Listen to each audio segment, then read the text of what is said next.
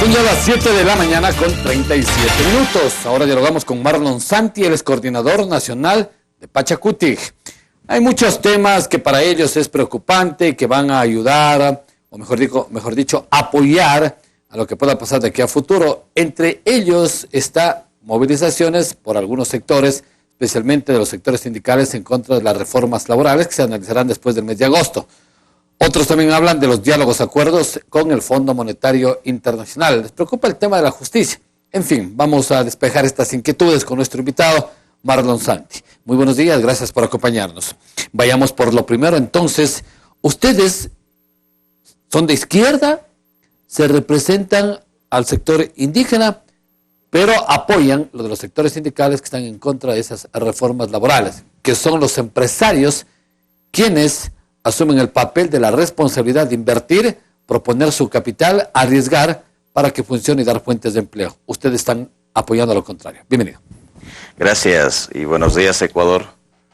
Para nosotros es preocupante algunas propuestas que están haciendo desde el Ejecutivo, unas que ya han establecido con normativas y con decretos, y otras que lo están enviando a la Asamblea Nacional. Por ejemplo, el Código de la Reforma Laboral, aunque seamos 6 asambleístas únicos que queremos en firmar esto que atenta primeramente a los trabajadores, no hemos de votar porque no podemos aceptar en el Ecuador el despido y la precarización laboral. Y frente a esto nosotros tenemos que aglutinar y estamos aglutinando con organizaciones como sindicatos, como organizaciones de trabajadores, para decir al gobierno que lo que está haciendo está mal. Pero esta firma de esta reforma del Código Laboral no obedece a una expectativa real de una demanda de los trabajadores, sino más bien es una imposición que han hecho en acuerdos con el Fondo Monetario Internacional. La firma de este convenio, la carta de intención, permite que se impulse esta reforma del Código Laboral, afectando primero a los trabajadores, principalmente a los pequeños que están necesitando y que trabajan en las instituciones públicas, en las empresas. Okay. Estamos cuestionando, criticando justamente las actividades que hace el gobierno. ¿Y qué hubieran propuesto ustedes en caso de estar en el gobierno ante la crisis? ¿A quién hubieran acudido a pedir dinero?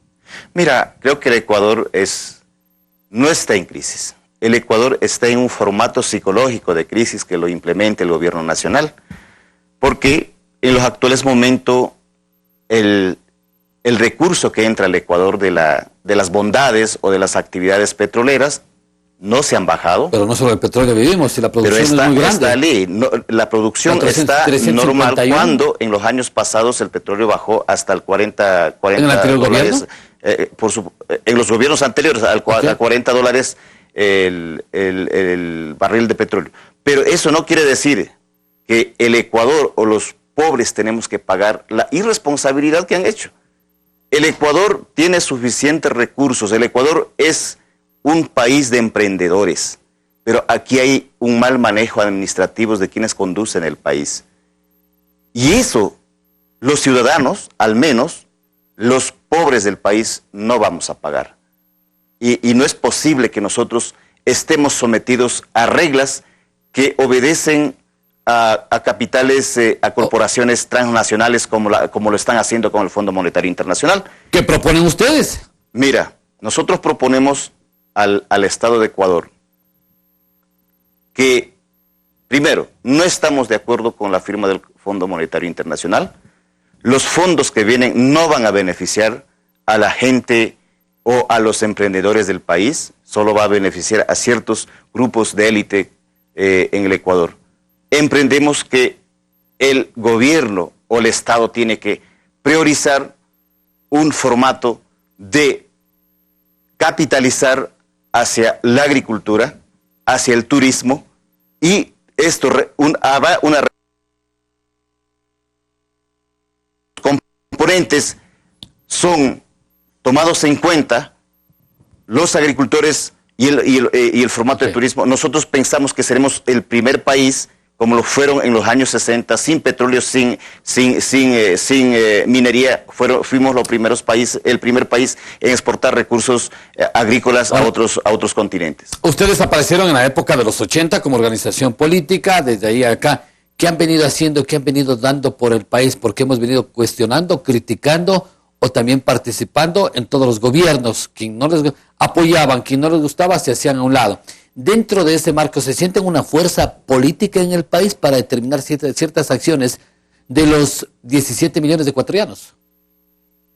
No somos los pioneros o no somos los salvadores del Ecuador, pero somos una organización que nace bajo los principios de que el Ecuador sea un país intercultural plurinacional, y creo que somos un referente en Latinoamérica en reclamar las debilidades de todos los gobiernos de turno y proponer. Nosotros hemos propuesto cambio a todos los gobiernos, pero siempre los gobiernos han estado manipulados por el poder económico del país y por corporaciones internacionales, y eso hace que cada gobierno se debilite. Pero no hay un gobierno que haya aceptado propuestas, por ejemplo, que en la región amazónica o en la región andina se incluyan programas de desarrollo sustentable basado en los programas que hace las Naciones Unidas. Pero tuvieron la posibilidad, apoyaron a Lucio Gutiérrez, apoyaron a Correa, tuvieron ahí la posibilidad. Pero mira, con Lucio Gutiérrez duró 6 meses las bondades o el compromiso, pero los programas y proyectos de gobernanza que el movimiento indígena y otras organizaciones sociales hemos presentado a los gobiernos de turno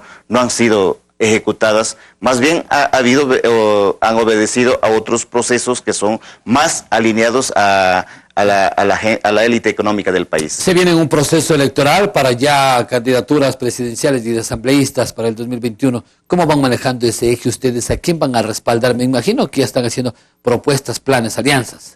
Sí, estamos terminando el plan de gobierno que vamos a lanzar en el país. El movimiento Pachakutik va a candidatizar a uno de sus hijos, dentro de los cuales están candidatos muy importantes, personajes muy importantes. ¿Nombres? Está, por ejemplo, dentro de nuestra palestra tenemos Yacu Pérez, está Salvador Quispe, están otros compañeros. La dirección nacional conducirá en el momento dado. ¿Diana Tamaín? Lourdes Tibán, Diana Tamaín se retiró del movimiento Pachakutik, y otros compañeros que también son de otras organizaciones sociales, no solo indígenas, sino también de la clase media y organizaciones civiles. No van a respaldar a nadie entonces, se van con candidato propio. Sí, vamos a ir con candidato propio y luego veremos cómo nosotros entablaremos el mecanismo de alianzas con los ciudadanos. Muy bien, quiero agradecer la presencia de Marlon Santi, coordinador nacional de Pachakutik, quien ha estado junto a nosotros hablando de temas coyunturales del país. Gracias por su presencia. Conmigo será hasta el día de mañana, pero ya vienen nuestras compañeras Valeria y Guadalupe para continuar con más noticias. Saludos al puerto principal. Cumplen 484 años de fundación. Festejen.